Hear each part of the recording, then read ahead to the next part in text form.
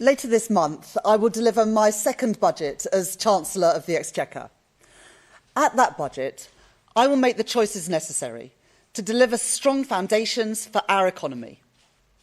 My budget, led by this government's values of fairness and opportunity, and focused entirely on the priorities of the British people: protecting our NHS, reducing our national debt, and improving the cost of living. There is a lot of speculation about the choices that I will make. I understand that. These are important choices that will shape the future of our country for years to come. I want people to understand the circumstances we are facing, the principles guiding my choices, and why I believe they will be the right choices for our country. We are a country with considerable economic strengths, an open trading economy, a global hub for cutting-edge industries, from AI to biotech, with world-leading universities and scientific institutions, and a talented and a committed workforce. But years of economic mismanagement has limited our country's potential, with long-term issues continually unchecked and potential unrealised. At the budget last year, I fixed the foundations, dealing with the aftermath of Liz Truss's disastrous mini-budget and the £22 billion black hole in the public finances left by the previous government. I put our public finances back on a firm footing, provided an urgent cash injection into our faltering public services, and began rebuilding our economy. But since that budget, the world has thrown even more challenges our way. The continual threat of tariffs has dragged on global confidence, deterring business investment and dampening growth. Inflation has been too slow to come down, as supply chains continue to be volatile, meaning the costs of everyday essentials remain too high. And the cost of government borrowing has increased around the world, a shift that Britain, with our high levels of debt left by the previous government, has been particularly exposed to. And in an uncertain world, we also face pressure to increase our defence spending, and it is right that we do that, protecting ourselves from hostile actors and supporting our allies. And there are other pressures on the public finances.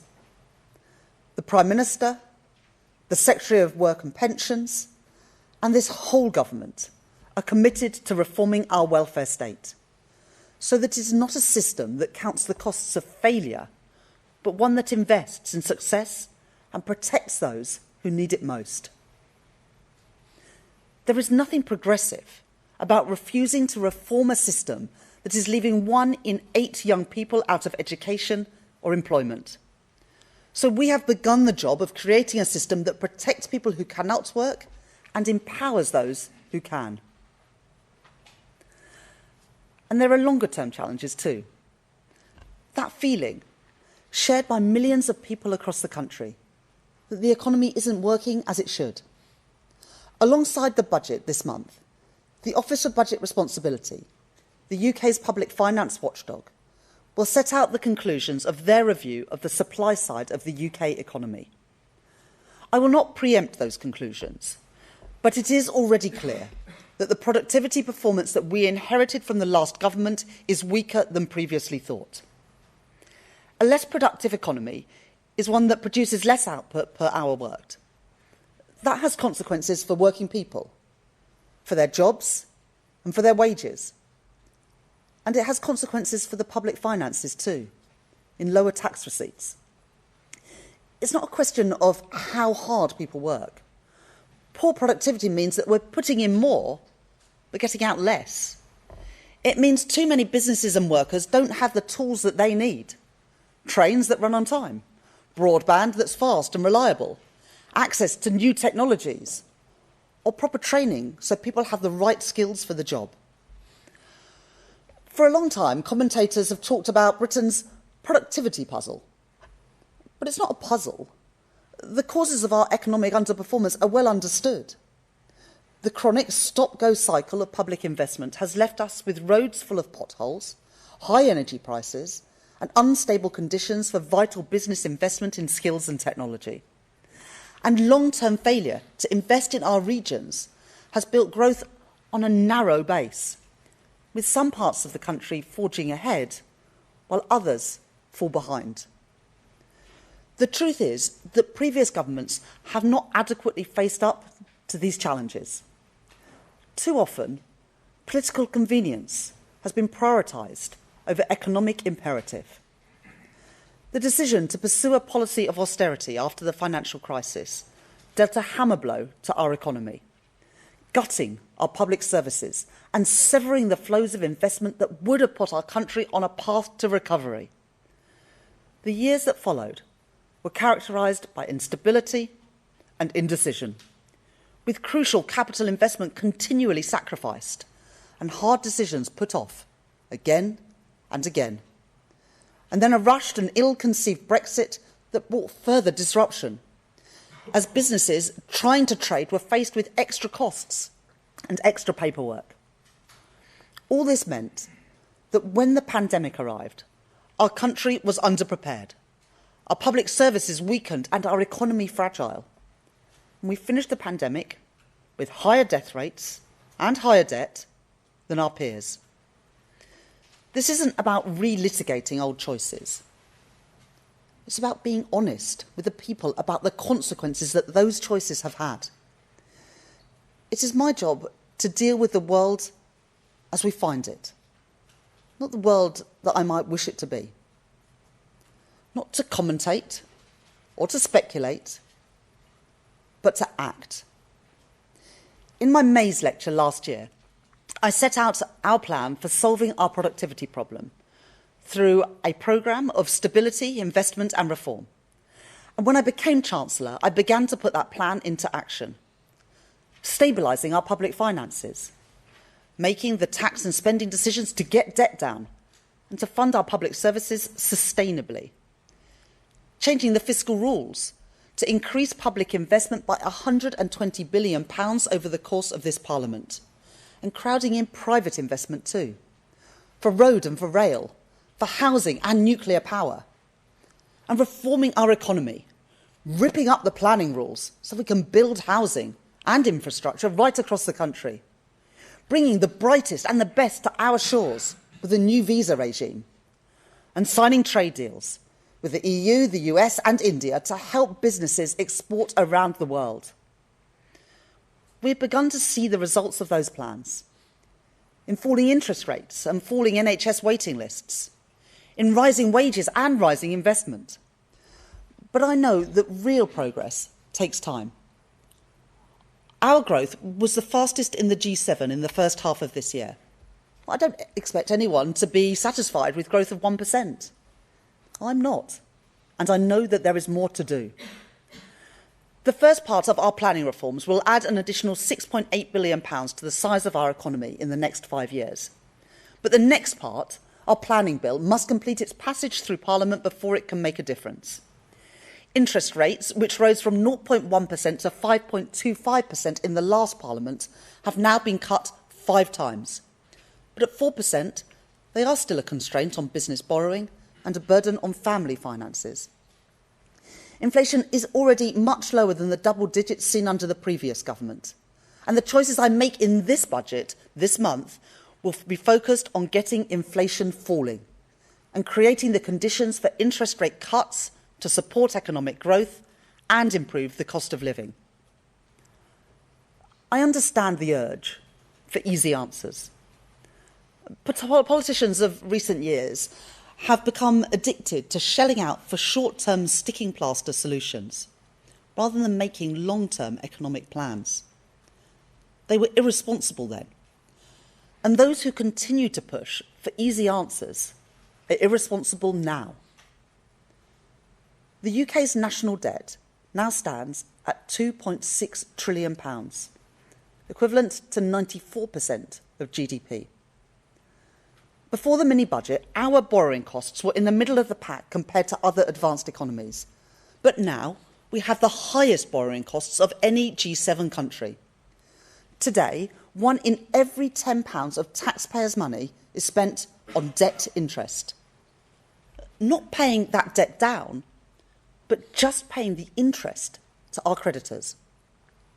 At the budget last year, I changed the fiscal rules to strike a careful balance, to invest more in capital alongside a credible plan to grow our economy and bring debt down within this Parliament. That was the right decision to break the cycle of low productivity and low growth. But that additional investment can only be delivered because markets know my commitment to the fiscal rules is ironclad. Some people say that we should just sidestep those rules, that we can borrow more without consequence by simply reclassifying areas like defence or education. But no accounting trick can change the basic fact that government debt is sold on financial markets. There are limits on the price that banks, hedge funds and pension funds are willing to pay for our debt. And we are competing constantly with other countries also selling debt. The more that we try to sell, the more it will cost us. It is important that everyone, the public and politicians, understand that reality. The less we spend on debt interest, the more we can spend on the priorities of working people. Our NHS, our schools, our national security. The public service is essential to both a decent society and a strong economy. At the budget last year, I provided our public services with a vital cash injection, and I am proud of that choice. Proud that it is a Labour government that is providing record investment in our NHS, getting waiting lists down by over 200,000 since the election. Proud that it is a Labour government that is investing in our children through the rollout of free breakfast clubs and free school meals. And proud that it is a Labour government that is funding our armed forces and remains resolute in our NATO commitments. The alternative is to row back on those investments, to return to the cycle of austerity and decline, which is what got us here in the first place, passing the cost of government failure onto communities and families, stifling our economic growth and weakening Britain's foundations in an unstable world. I will not repeat those mistakes. But if we want strong public services in the decades to come, then we must recognise that productivity and efficiency are not only a challenge for business, they are a challenge for the public sector too. At the spending review, I announced £14 billion of efficiencies per year to be delivered by 2029. Cutting government spend on consultancies, getting rid of bureaucratic quangos and regulators, and driving efficiency through AI and digital technologies. But I know that there is more to do. In the budget and beyond, I will continue to drive for more productive and more efficient public services right across government, making savings and rooting out waste wherever I find it. Now, my opponents will tell you that they could do more. Reform, who promise savings from our public services, and yet, in Kent County Council and councils they run across Britain, apparently they can't find a single penny, and instead going to increase council tax for more than 2 million people. Or the Conservatives, who promised £47 billion of cuts, when during 14 years in power they oversaw rising welfare costs and a growing civil service. What were they doing for 14 years? Let us be clear. There is no way that cuts on that scale, equivalent to cutting our entire armed forces, or cutting every single police officer in the country, twice over, could be delivered without devastating consequences for our public services. Austerity, reckless borrowing, made-up numbers. They are the problems, not the solutions. They are the mistakes of the past which would only take us backwards. I will not repeat them. When I was appointed Chancellor, people put their faith in me to take our country forward, not to be swayed by political convenience, not to always do what is popular, but to do what is right. At the budget, I will continue to deliver on the priorities of the British people, cutting NHS waiting lists, cutting the national debt, and cutting the cost of living. And in the context of the long-term challenges on our productivity and heightened global uncertainty, any Chancellor of any party would be standing here today facing the choices that I face. The difference is in the priorities and the values that will guide those choices. Mine will be a budget for growth, with fairness at its heart, and a budget that supports businesses to create jobs and to innovate.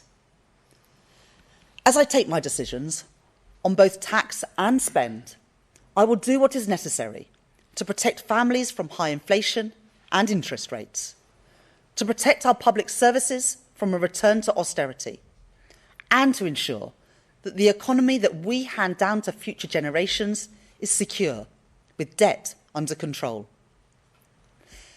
If we are to build the future of Britain together, we will all have to contribute to that effort. Each of us must do our bit for the security of our country and the brightness of its future. There is a reward for getting these decisions right.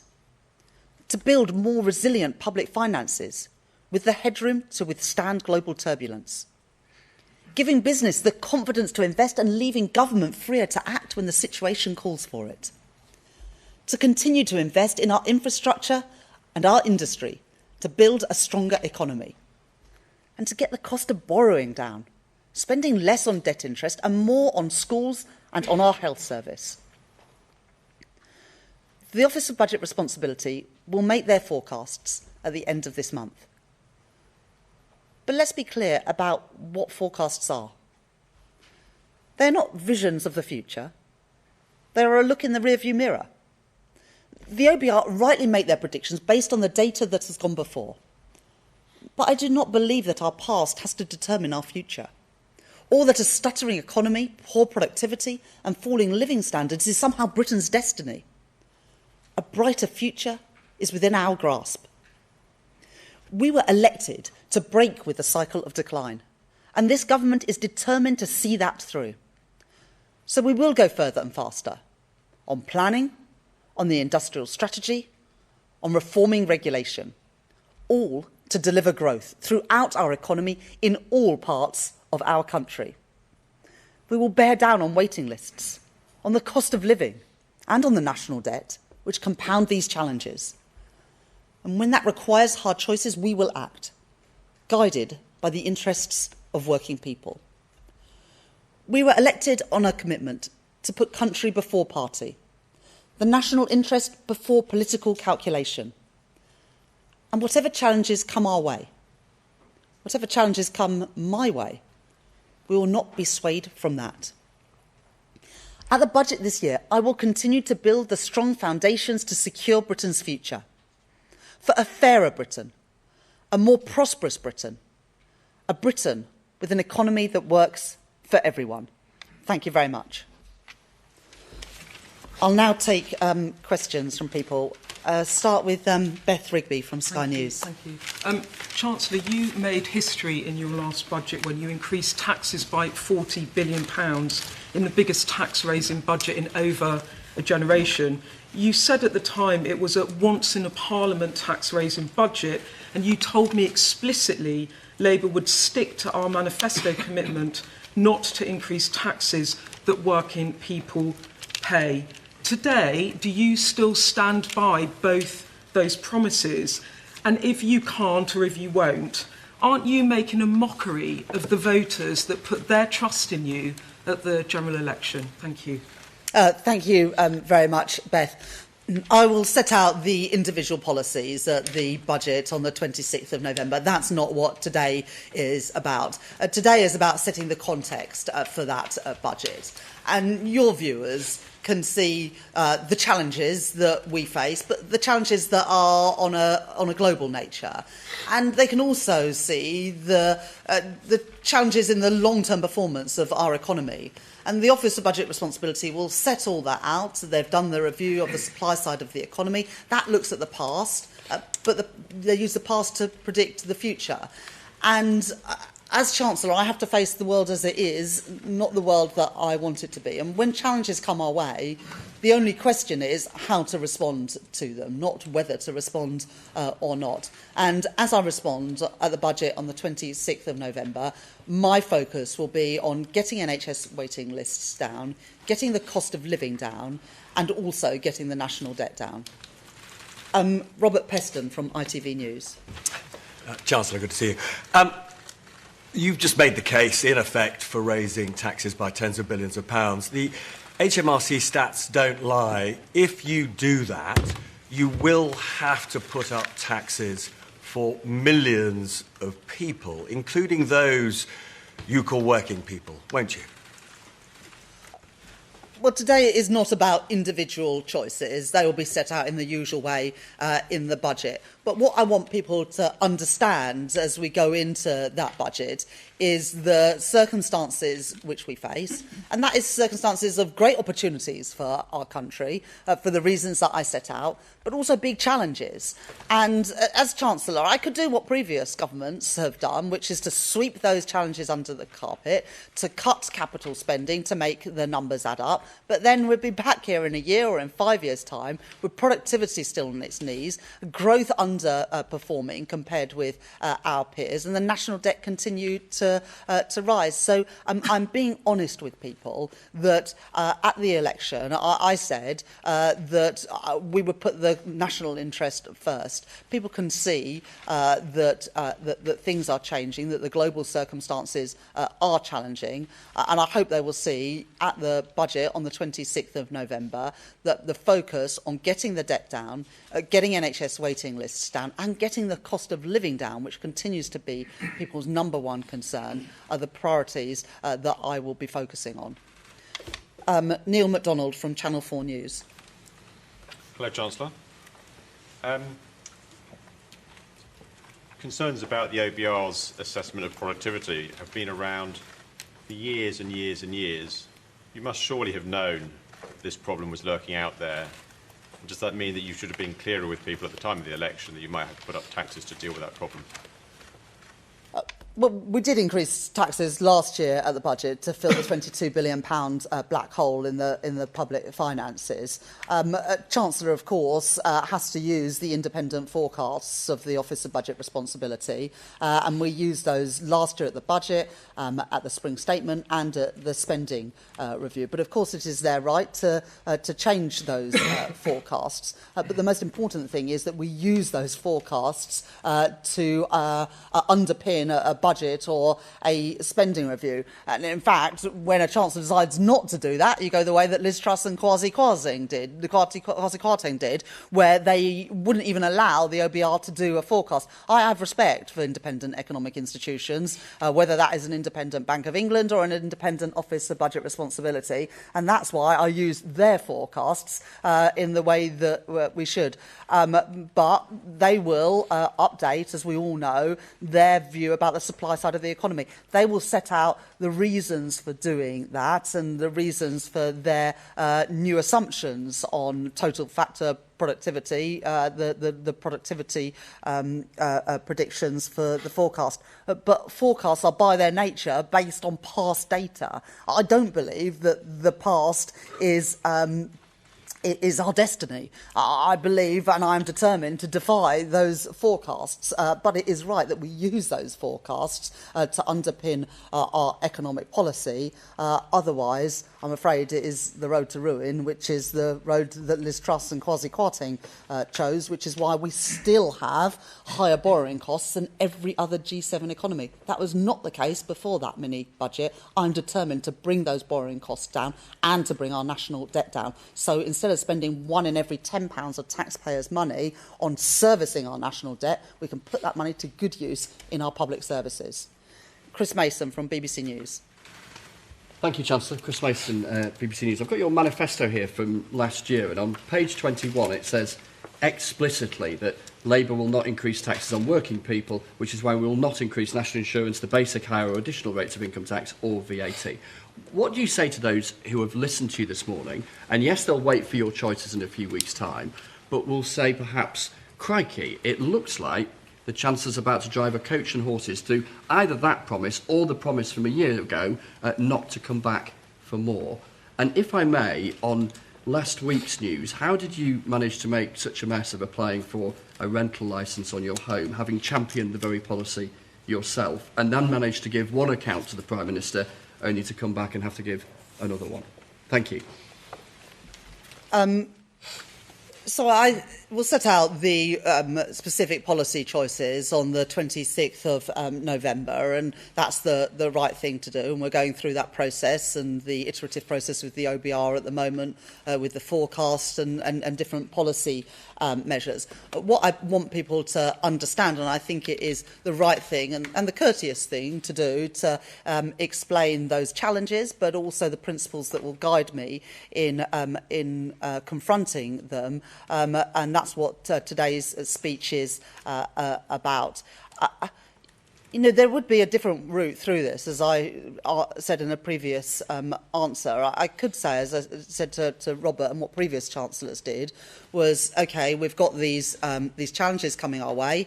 The easy thing to do would be to cut investment in housing, to cut investment in energy security, to cut investment in our transport infrastructure. The reason we have such low productivity today, and the reason why the OBR are updating their forecasts, is because governments have done that for the last 14 years, and that's why we face so many of the challenges we face today. And I'm not going to be a chancellor like that. I am going to put the country first. I'm going to put the national interest first, so that chancellors in the future are not going to have to address the productivity puzzle. I don't think it's a puzzle, but the productivity problem that we face today. I'm going to take the long-term interests in our country's interest. And as I make those decisions, I am going to be laser focused on what I think are the key things for our country right now, and that is to get our debt down, because if we weren't spending £1 in every £10 on just servicing the debt, not even repaying it, but just on the interest costs, then we'd have more money for our NHS, or indeed money for tax cuts, getting NHS waiting lists down. We've already cut them by over 200,000 in the first year of this Labour government, but of course there's more to do, with the waiting list is still more than 7 million, and to get the cost of living down, because interest rates and inflation, of course, are putting pressure on family finances in the same way that taxes put pressure on family finances. So I've set out the circumstances that I'm confronting going into this budget, and also the principles, and then people will be able to judge whether they think I've made the right decisions. I will argue that they are the right decisions in our country's national interest. Of course, it's the role of others to scrutinise, but for other political parties, it's their responsibility to put forward an alternative not of fantasy economics like what we're hearing at the moment from Reform and the Conservative, but serious plans, because that's what these times demand. Ben Riley-Smith from the Daily Telegraph. Oh, sorry. And on the issue of housing, there was an exchange of letters last week between myself and the Prime Minister, and the Prime Minister's ethics advisor has passed his judgment. I don't have anything more to say than that. Ben Riley-Smith from the Daily Telegraph. Thank you, Chancellor. It's pretty clear you're keeping open the possibility of breaking your manifesto. As you say, you want to do what's right but not what's popular. If you look at history, often... Well, I'd like to do both, but... often... But I will do what is right. Well, often governments that have broken manifestos have been turfed out. Are you willing to lose the next election if it puts the public finances right? But we've got to do the right things. You know, the problem of the last 14 years is that political expediency always came above the national interest. And that is why we are in the mess that we are in today. You know, there's no reason why borrowing costs in Britain should be higher than every other G7 economy, or why our borrowing costs are higher than in Italy or in France. The reason they are is because the damage done by that mini budget, it might have been 3 years ago, but we're still paying the price of that. But also the price of keep racking up the national debt. 94% of GDP, £2.6 trillion. If we had lower debt and we had lower debt servicing costs, we wouldn't be having to make the choices that we have to make today. And I'm determined to put our country on a more sustainable footing. Public finances that are under control, public services that are properly funded, and yes, with a focus on fairness and on growth, because in the end, growth is the best way out of the challenges that we face. I set all that out, but if you're asking me what comes first, the national interest or political expediency. It's the national interest every single time with me, and that's the same for Keir Starmer too. Pippa Crayer from The Guardian. Hello, you said that Labour has fixed the foundations, but how can this be true when you need to come back now to make this pitch-rolling speech for more taxes in the budget? And how important is it to you that when politicians make promises to the British people that they stick to them? So we did fix the foundations last year. We filled the £22 billion black hole in the public finances. We provided a vital injection into our public services. But crucially, by changing the fiscal rules to separate out day-to-day spending and capital spending, we were able to put an additional £120 billion into capital investment to improve our energy security, to build new rail and road infrastructure, to build the housing we need, and also the digital infrastructure that our country needs. But I think that everyone can see that this year has thrown further challenges our way. Britain is not unique in that respect. The impact of tariffs, of global uncertainty, weighs on countries around the world. And at the same time, the OBR are choosing this moment to update their forecasts on productivity. Now, I am determined to beat those forecasts, but you have to respond to the independent forecasts that are presented, not just your view of what the future will look like. As I said in the answer to the previous question, if you ignore those independent forecasts and sideline independent economic institutions, what we'll have is higher interest rates and higher inflation. Well, we've had that playbook before, and it was a disaster, and it's not one I'm going to repeat. And sorry, and well, I think it is important that people are honest, and I think, as I said, everyone can see that this year has thrown many more challenges our way. It would be possible to, cut capital spending, to change the fiscal rules, to make the numbers superficially add up.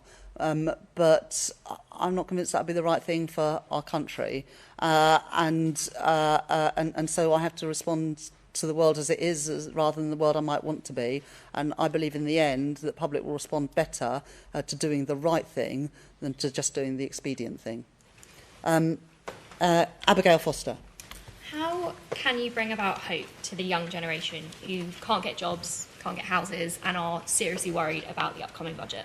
Yeah, well, I think it's a good challenge. On housing, we are determined in this Parliament to build 1.5 million new homes, with a good chunk of those social and affordable housing, because home ownership went backwards over the last few years, and I want more young people and more families to be able to get on the housing ladder and realise that dream of home ownership. But there's another sort of deep problem, which is that 1 in 8 young people are not in education, employment or training. And that's why we're introducing a youth guarantee to ensure that all young people have those opportunities that perhaps we took for granted, but for too many people today is not the reality. So I recognise that young people, through the pandemic, through the cost of living challenges, have borne a particularly hard burden, and that's why we're putting more money into FE, into apprenticeships, and through this youth guarantee, as well as the house building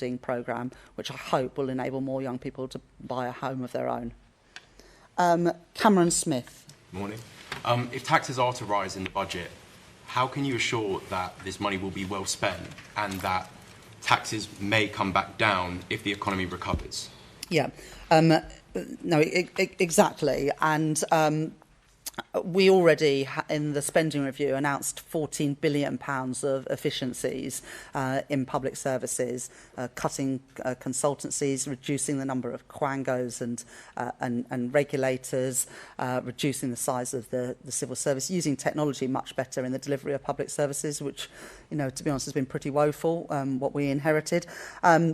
So making those changes to ensure that we get value for money, and also things like appointing the COVID Corruption Commissioner to get money back from contracts that didn't deliver under the previous government and putting that money back into our frontline public services.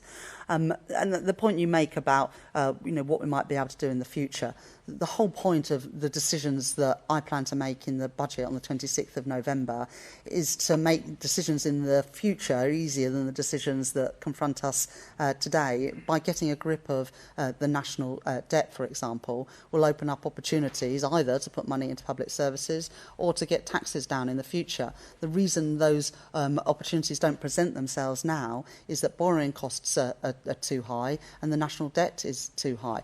Those are issues that we inherited from the previous government, and they're ones that I plan to address in the budget later this month. Lewis Dennison from ITV Digital. Now then, Chancellor, there's, as you've mentioned a couple of times, there's 1 million young people out of work or education, and you want to cut the welfare bill. Nigel Farage has said anxiety shouldn't be an eligible condition for claiming benefits. Do you think anxiety should be an eligible condition for claiming benefits? Well, I think that it's in the end up to health practitioners to decide and to make those decisions. We do know that there are many young people who are struggling with mental health, particularly since the pandemic. And if we go back and remember the burden and the toll that the pandemic put on young people who, during what should be those years where they develop those friendships and those bonds and social skills, they were trapped in their home on Zoom. And I think that we should all recognise the huge toll that the pandemic put on them more than anyone else in society. But that's why I believe we need to give more opportunities to young people, and young people with mental health issues, including anxiety, are often much better served if they are in work and given the support to get back into work, rather than just being left on out of work and sickness benefits, which is a waste of their potential and not a good use of taxpayers' money. And that's why the youth guarantee is going to be really crucial for us to reduce that problem of 1 million young people not in education, employment or training. It is not acceptable that 1 in 8 young people are in that position today. And I'll be setting out more details. I already announced the youth guarantee at our Labour Party conference, and be setting out more details in the budget. I'll take a couple more questions. Ryan Saby. Chancellor, you've said the budget will be led by the people's priorities, one of which is improving the cost of living. Can you do anything to make a material difference? As families know that food prices go up, financial pressure on households, or will this just be tinkering around the edges? I think the two biggest things that weigh on people's mind when they think about the cost of living are food prices and energy prices.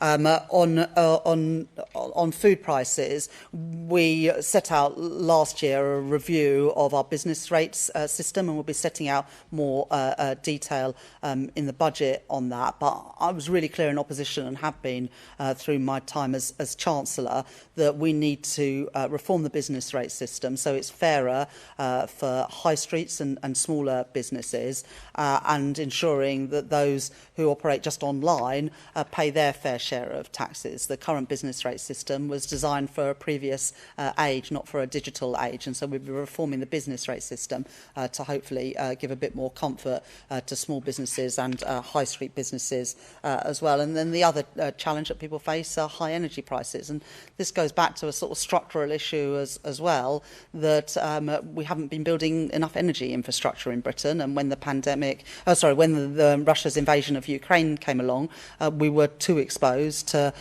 global markets and did not have gas storage facilities or produce enough homegrown energy, which is why we're putting efforts into that. But I do recognise that energy prices are still very high for people, and we want to ease that pressure on the cost of living. That's why I've set it as one of the 3 priorities for the budget: the cost of living, NHS waiting lists, and getting the national debt down. George Parker from the FT. Thank you, Chancellor. You talked a lot about protecting the interests of working people. What reassurances can you give to some of the people who employ working people, the foreign investors, entrepreneurs, the wealthy, in fact, that your budget won't make their life harder and lead to an even more sluggish growth rate when we've already got an anemic economic situation? Yes, although let's not talk our economic performance down. The IMF at their annual meetings last month upgraded their forecasts for GDP growth in the UK this year. We were the fastest growing economy in the G7 in the first half of this year. And the IMF forecasts that we will be the second fastest growing economy in the G7 for this year as a whole. The FTSE is at an all-time high, has outperformed other stock markets this year. Retail sales surprised on the upside in the most recent numbers, and investment is a little bit stronger as well. But I absolutely recognise that to improve living standards for working people, we also need to have more good jobs paying decent wages, and so we'll seek to get that balance right in the budget next month. But I absolutely recognise the point. Maybe just, a final question. Yeah, woman here in the front row. Hi, thanks, Chancellor. Kitty Donaldson from the iPaper. Is the problem here the Parliamentary Labour Party, is it fair to put up income tax, as you probably will, when you can't get the welfare bill down? And also some of them are expecting you to cut the two-child benefit cap. Can you give them some good news? So I think it's I think it's a bit unfair to blame the Parliamentary Labour Party for the OBR supply side review, and that will likely be the biggest piece of news in terms of the economic and fiscal situation at the budget later this month. But look, all decisions have consequences, and if you spend more on one thing, there's less money to spend on something else. I've always been really clear about that. There isn't a magic money tree for any type of spending, and any decisions to spend in one area will have consequences for other areas as well. But the most impactful thing in the budget in terms of the change in the fiscal and economic outlook will be determined by productivity. Thank you very much. I'm sure we'll have other opportunities soon. Bye-bye.